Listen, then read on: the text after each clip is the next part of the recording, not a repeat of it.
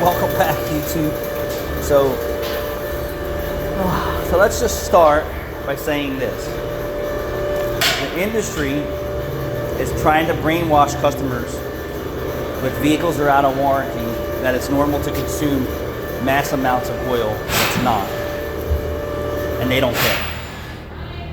So what they did is they changed the standards for oil consumption because they're the powers that be and they can, which sucks for the consumer. Eventually you're going to get tired of adding a quart of oil or 2 quarts or 3 quarts of oil in 3,000 miles, and you're going to be forced to go buy another brand new piece of shit that consumes oil again because the industry has designed it that way. It's horrible for the consumer. What happened to companies wanting to put out a quality product for consumers to buy and enjoy for many, many years, right? So I'm just going to give you an example. FJ Cruiser, it's a 07 or something like that, with almost 200,000 miles on it, mint condition, frame's not rotted out, tires are good, brakes are good. They've been letting the exhaust system go, and they get it serviced at the dealership. So this didn't happen overnight, right? This didn't happen overnight. This didn't happen overnight, that didn't happen overnight, that didn't happen overnight, that didn't happen overnight, and that didn't happen overnight. New to that? So the dealership was probably getting them for all the repairs and maintenance over to 180,000 miles, which the vehicle shows that it's in mint condition. They should have advised probably 10 years ago to undercoat the vehicle, but it is what it is. Typically these are rotted out, the frame's rotted out. This vehicle is not. Value for this vehicle is about $20,000. The seat needs some repair, a door check, and some little minor maintenance. My point is, this is a quality vehicle that they put out, right? Yeah. Quality vehicle. It didn't make it this far without the right people advising the proper repairs and maintenance over its lifetime. This engine, I assure you, doesn't burn 3 to 4 quarts of oil or 3 quarts of oil in 3,000 to 5,000 miles because this is a well-built vehicle for its time. So Toyota actually has direct injection, but they use 8 injectors on 4 cylinders and vice versa, so that the intake valves are getting clean so they don't have problems. What a way, right? Smart way to go. Get the power out of the engine and also keep the consumer from not having to buy a cylinder head or GDI services by just adding a little bit more technology and equipment to the vehicle. One of your best auto manufacturers to this day, Toyota, Lexus, okay? Everybody else is just building crap and keeping the consumer, buying cars. Kia and Hyundai are by far the worst.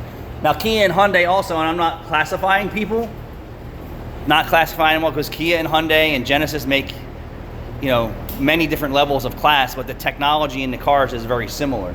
But their average vehicles that consumers can afford consume tons of oil. And for customers who aren't very maintenance minded. And that's typically for budget regions. So the industry brainwashed customers to say, well, we have this problem, so how do we buffer it? Well, if the engine blows up while it's under warranty, we'll replace it for oil consumption reasons. I've actually had some customers get their engine replaced because we've documented 2-3 quarts of oil consumed in 3,000 miles under normal driving conditions. Now they're gonna say, well, oil dilution. Oil dilution is from the manufacturer's engineering problems. It's too much combustion and fuel vapor passing the rings, getting into the oil, contaminating it, making the oil thinner, and then making the oil burn more when it gets inside the combustion chamber because of blow-by. So how do you combat that? Well, you need more frequent oil changes then. So you have to change the oil before the dilution gets so high that the oil actually becomes combustible, and that's what's going on. The point is, there's no quality left. And the manufacturers, most of them don't care about you, but they brainwash you. And no different than if you bought a brand new car and your brakes were squealing on every time that you went and drove your car, even brand new. You took it off the showroom floor, you took it off the dealer lot, had 0 miles on it, you're driving, you're squealing. If the dealership guy told you that was normal, they're slowly brainwashing you into saying that's normal. It's not normal for your brakes to make noise all the time. From time to time, absolutely. Depending on condition, driving habits, environment.